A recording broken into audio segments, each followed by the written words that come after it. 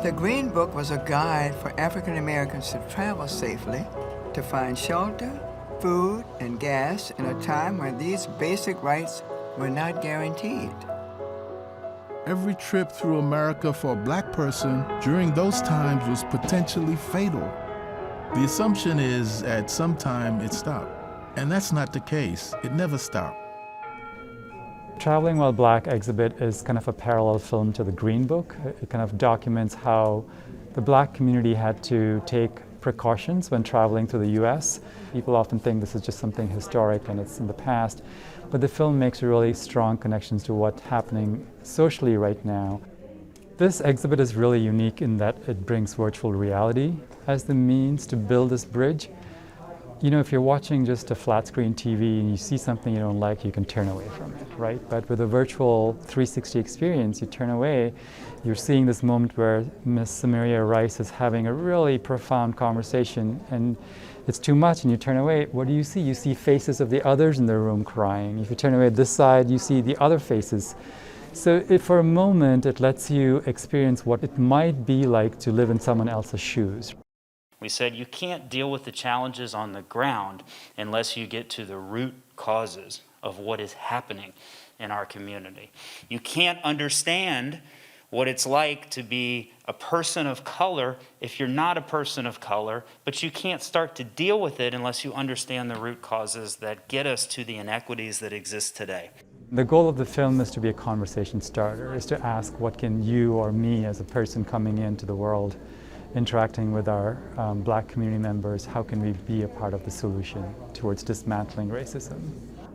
We thought we don't want to make a documentary, we don't want to make something that is going to be shown once or twice and go away.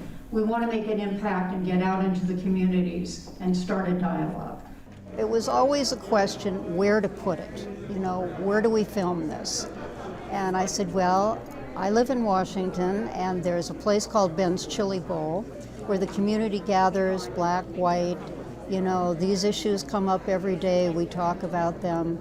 In the worst of times during the riots, the community gathered there. There's only one place for this film, and it would be at Ben's Chili Bowl.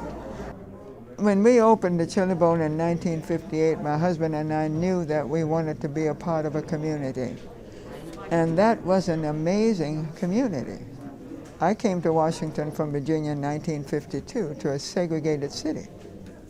Now Virginia, as you know, was very segregated. I'm thinking Washington was a little bit more progressive. No, we couldn't go downtown to dinner or to the restaurants or to the theater, but we didn't need to. We had everything we needed. And it became a gathering place, it became a meeting place, it became a place for the media when they wanted to get the black perspective on the new football coach or whatever they wanted. It was at Ben's Chili Bowl that they came. This was the last stop in DC before they went to the South for 10 hours. So Ben's Chili Bowl has been an anchor in our local neighborhood for many years. And so we wanted to have that set here. The artists wanted to have the set here and really evoke that feeling of what it is to be a community center.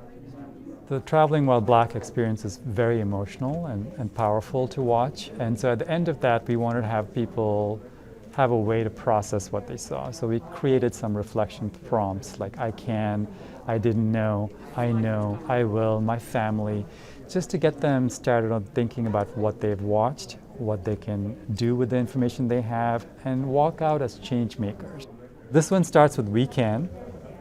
We can all do our part to educate ourselves and be better to one another in small ways on a daily basis as we work to effect real change and dismantle systemic racism.